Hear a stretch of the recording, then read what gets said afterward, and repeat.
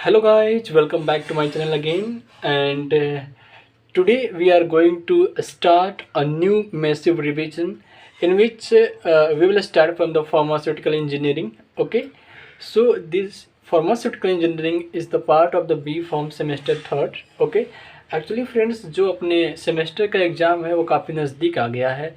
उसकी वजह से हमें अब काफ़ी अच्छे तरीके से पढ़ाई करनी चाहिए। ठीक है, इस वीडियो में हम लोग स्टडी कर लेंगे यूनिट फर्स्ट के फ्लो ऑफ फ्लूइड्स के सारे इंपॉर्टेंट टॉपिक्स। ठीक है, मैं पहले बता दूं आपको कि फ्लो ऑफ फ्लूइड जो है वो फार्मास्यूटिकल इंजीनियरिंग का यूनिट फर्स्ट में आता है।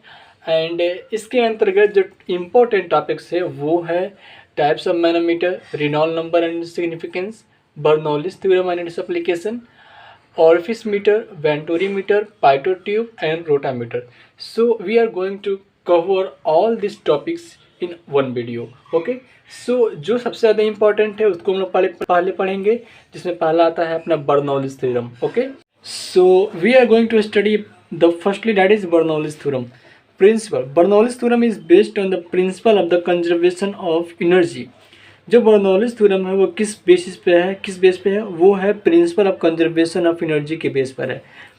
It means the energy can not be created not destroyed but it can be change from one form to the another form. Okay, ये कहता है principle of conservation of energy. Okay, in it state that in a steady state ideal flow of an incompressible fluid the total energy per unit mass consist of pressure energy, kinetic energy and potential energy at any point of the fluid is constant.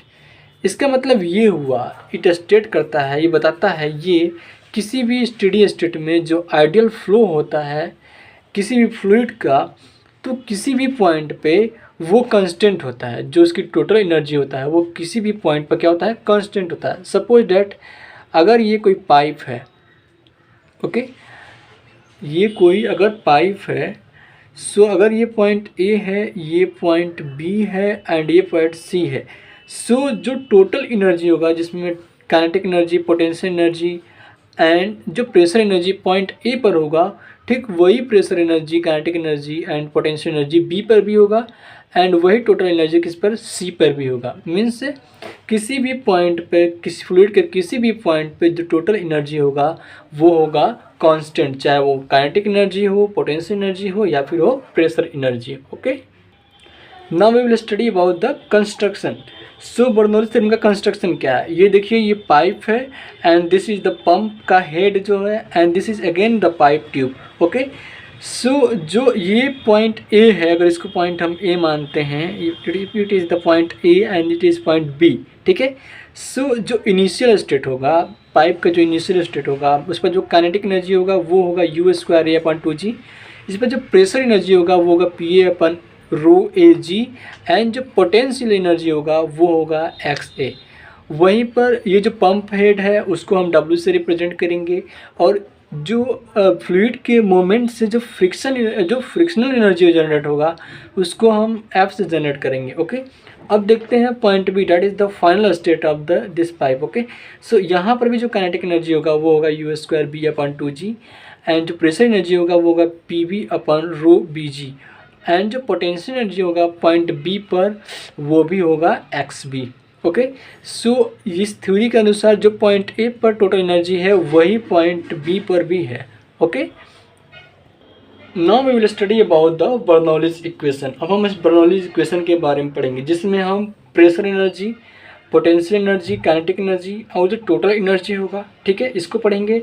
जो energy add होता है pump के द्वारा और जो energy loss होता है friction के द्वारा, उसको भी हम मिलाकर एक इक्वेशन डेवलप करेंगे जिसको बर्नौलीज थ्योरम को वो रिप्रेजेंट करेगा. ठीक है, जो प्रेशर एनर्जी होता है किसी भी पॉइंट पे वो होता है P A upon g rho A, where P A जो होता है प्रेशर एट पॉइंट ए होता है. ठीक है, इसको हम पास्कल में रिप्रेजेंट करते हैं. ठीक है, मतलब मेजर करते हैं. जी जो होता है वो होता है acceleration due to the gravity, जिसको हम मीटर प्रति सेकंड में मेजर करते हैं. जो रो ए है वो है डेंसिटी ऑफ द लिक्विड, जिसको हम किलोग्राम पर मीटर क्यूब में मेजर करते हैं. और ये जो दूसरा है वो है पोटेंशियल एनर्जी, जिसको हम एक्स बी से रिप्रेजेंट करते हैं. ओके, जो अपना तीसरा है वो है kinetic energy. Kinetic energy is equal to energy possess by body by virtue of its motion, मतलब ऐसा एनर्जी जो बॉडी के मोशन पे ये क्रिएट होता हो उसको हम काइनेटिक एनर्जी बोलते हैं। जो काइनेटिक एनर्जी होता है यू स्क्वायर या अपॉन 2g।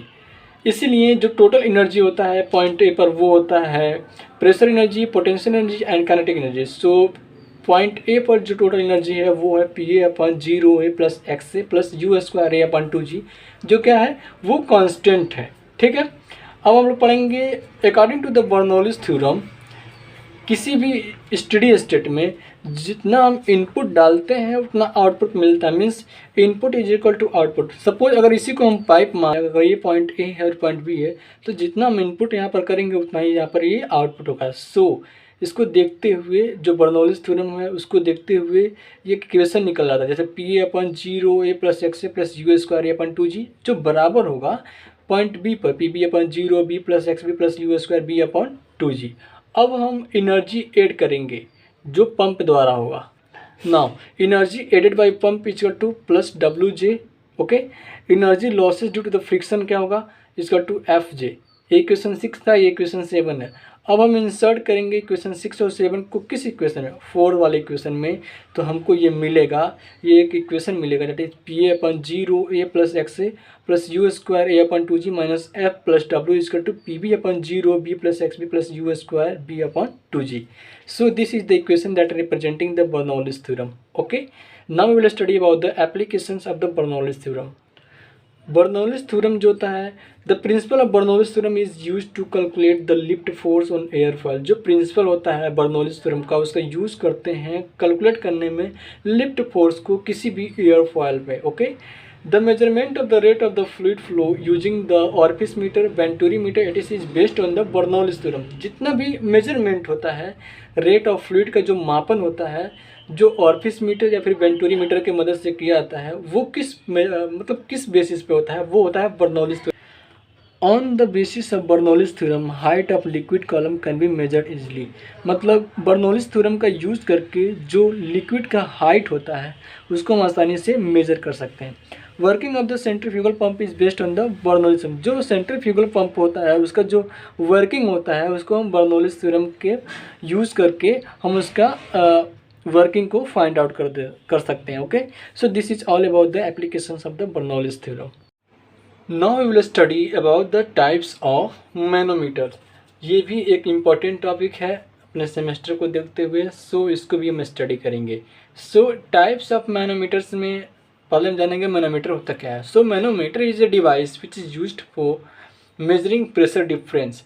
मैनोमीटर एक ऐसा डिवाइस है जिसका यूज़ करते हैं हम प्रेशर डिफरेंस, किसी भी ट्यूब या फिर पाइप पर डिफरेंट प्लेसेस पर जो प्रेशर डिफरेंस होते हैं उसको मेजर करने के लिए मैनोमीटर का यूज़ किया जाता है। सो मैनोमीटर एक ऐसा डिवाइस है जिसका यूज़ करते हैं हम प्रेशर डिफरेंस को मेजर करने में। Okay, now types of manometer में ये मेनली जो होता है वो 3 टाइप्स का होता है, simple manometer, differential manometer and inclined manometer. So first we will study about the simple manometer. So it is the manometer which measures the pressure at any point in a tube. मतलब ये एक ऐसा manometer होता है, जो simple manometer एक ऐसा manometer होता है जो मेजर करता है pressure at any point in a tube. Tube के किसी भी पॉइंट पर, चाहे ये पॉइंट ए हो, यहाँ पर पॉइंट हो, चाहे यहाँ पर पॉइंट हो, ये किसी भी पॉइंट पर ये प्रेशर को मेजर कर सकता है। सो सिंपल मैनोमीटर एक ऐसा डिवाइस है जो किसी भी पॉइंट पर ट्यूब पे ये प्रेशर को मेजर कर सकता है। ये देखिए सिंपल डायग्राम है मैनोमीटर का। So this is pressure P1 and this is pressure P2। Okay, so ये एक मैनोमीटर का क्या है, ये स्ट्रक्चर है। नाउ जो P होता है pressure P equal to rho into g into h newton per metres का, वेयर रो जो होता है वो डेंसिटी होता है लिक्विड का, जी जो होता है वो होता है acceleration due to the gravity, and जो एच होता है वो होता है rise of liquid, means liquid जो है वो कितना ऊपर उठता है। Rise of liquid means rise liquid का उठना, ऊपर उठना। Okay, now we will study about the applications of the simple manometer. Applications. Pressure difference can be determined by measuring R. Manometers are used in measuring flow of fluid. Flow of fluid का जो flow होता है उसको measure करने के लिए manometers का हम यूज करते हैं। Now we will study about the differential manometer. This manometers are suitable for the measurement of the small pressure differences. ये एक ऐसा मैनोमीटर्स है जो स्मॉल प्रेशर डिफरेंस को मेजर कर सकता है, ये मेजर कर सकता है। ओके, मतलब जितने भी स्मॉल प्रेशर डिफरेंस होते हैं उसको मेजर करने के लिए ये मैनोमीटर काफ़ी सुटेबल है। ओके, अब ये जो डिफरेंशियल मैनोमीटर होता है, it contains two immiscible liquid A and be having nearly same density. ये जो डिफरेंशियल मैनोमीटर होता है वो दो इमिसिबल लिक्विड मीन्स जो आपस में घुले ना, ऐसे दो लिक्विड्स को ही लेता है जिनका डेंसिटी जो होता है नियरली सेम होता है। The you tube contains in large chambers on both, जो इसका जो ट्यूब होता है दोनों तरफ का वो इन लार्ज चेम्बर कंटेन करता है। ठीक है, delta P equal to P one minus P two equal to R rho C minus rho A into G. Hence इस इक्वेशन को देखते हुए hence smaller difference between the rho C and rho A larger will be R. जितना small difference होता है रो C and rho ए के बीच में उतना ही ज़्यादा आर होगा। Okay, so this is the construction या फिर structure of the differential manometer. देखिए ये जो लार्ज चेम्बर्स हैं सब बोथ साइड, ये क्या है, लार्ज चेम्बर्स है। अब इनमें लिक्विड ए है जो इमिसिबल मीन्स जो घुलता नहीं है लिक्विड बी से। ठीक है, ये जो दोनों लार्ज चेम्बर्स हैं दोनों ट्यूब का। ओके, अब ये जो लिक्विड पोर्शन है वो लिक्विड सी पोर्शन है, ये प्रेशर हो गया। Okay, so this is all about the differential manometer. Actually जो इंक्लाइंड मैनोमीटर है वो उतना मतलब इम्पॉर्टेंट नहीं है, सो उसको हम लोग नहीं पढ़ेंगे। यदि आपको पढ़ने का मन है तो आप उसको एक बार देख लेना। Okay, now we will study about the Reynold number. Reynold number is the ratio of fluid momentum force to the viscous shear force. जो रेनॉल्ड नंबर होता है वो रेशियो होता है fluid momentum force means fluid का कितना momentum है and the viscous shear force. Okay, R E जो होता है वो रेनॉल्ड नंबर को रिप्रेजेंट करता है। So I equal to rho v d upon mu equal to inertial forces upon the viscous forces. Okay, so where are e equal to Reynold number, rho is equal to density of the liquid, v is equal to average velocity of the fluid, d is equal to diameter of the pipe, and mu is equal to viscosity of the. Now, the inertial forces are due to the mass and the velocity of the fluid particles trying to diffuse the fluid particles. जितने भी inertial forces create होता है वो fluid के mass and velocity के द्वारा create होता है। ओके, जो fluid को diffuse कराता है एक दूसरे के ऊपर। ठीक है, now we will study viscous forces. If frictional force due to the viscosity of fluid which make the motion of the fluid in the parallel, ये जो फ्रिक्शनल फोर्स होता है उसके वजह से ये विस्कोसिटी होता है फ्लूइड के अंदर, जिसकी वजह से जो फ्लूइड पार्टिकल्स हैं वो एक दूसरे के पैरेलल मोशन करके आगे बढ़ते चले जाते हैं। Okay, now let's study about the significance of the Reynold number. So significance of the Reynold number, it describes that the fluid is steady और द टर्बुलेंट। ये डिस्क्राइब करता है कि जो फ्लूइड का जो फ्लो है वो स्टेडी है या फिर टर्बुलेंट है। अब यहाँ पर स्टेडी और टर्बुलेंट मीन्स क्या होता है? स्टेडी मीन्स होता है स्मूथ। जैसे मान लीजिए कि ये पाइपलाइन है, तो यदि फ्लूइड जो पार्टिकल्स हैं वो स्मूथली फ्लो करते हैं तो ये हो गया लेमिनार। और यदि ये कोई पाइपलाइन है और यदि इस पर जो फ्लूइड हैं वो एक दूसरे के ऊपर चढ़ते हुए ऐसे अगर फ्लो करते हैं मीन्स इरेगुलर मैनर में फ्लो करते हैं तो उसको हम बोलते हैं टर्बुलेंट। ओके, इफ़ आर यदि रेनॉल्ड नंबर का वैल्यूज जो है वो 2000 से कम है, the flow is said to be laminar, तो उस फ्लो को क्या बोलेंगे हम? Laminar. If R E is greater than 2000 the flow is said to be turbulent. लेकिन यदि if R E lies between the 2000 to 4000 the flow changes between the laminar and turbulent. Applications of the Reynolds number. Reynolds number is used to predict the nature of the flow. जो Reynolds number होता है उसका प्रयोग किया जाता है ये predict करने में कि जो फ्लो का नेचर कैसा है। Okay, Reynolds number is used to study the physical stability of the emulsion. Emulsion का जो physical stability होता है उसको स्टडी करने के लिए Reynolds number का प्रयोग किया जाता है। Reynolds number is used to study the rate of sedimentation in the suspension. Suspension में जो रेट होता है सेडिमेंटेशन का उसको स्टडी करने के लिए रेनॉल्ड नंबर का प्रयोग किया था। ठीक है, when velocity is plotted against the distance from the wall the flowing conclusions can be drawn. जब भी हम वेलोसिटी को डिस्टेंस वॉल के डिस्टेंस के अगेंस्ट प्लॉट करते हैं तो ये फ्लोइंग कंक्लूजन निखर के सामने आता है, जिसमें देखिए ये जो मिड वाला जो फ्लो होता है, मिड में ये पाइप वाल है। ठीक है, इसके बीच में जो मिड वाला फ्लो होता है वो काफ़ी फास्ट होता है in compare to the turbulent flow. Okay, जो टर्बुलेंट फ्लो होता है ये पूरा वाला जो एरिया है वो होता है टर्बुलेंट फ्लो, लेकिन जो लेमिनार फ्लो होता है वो बीच में होता है। ये बीच वाला जो पोर्शन है उसको लेमिनार फ्लो बोलते हैं, ठीक है। सो इससे ये पता चलता है the flow of fluid in the middle of the pipe is faster the liquid near wall.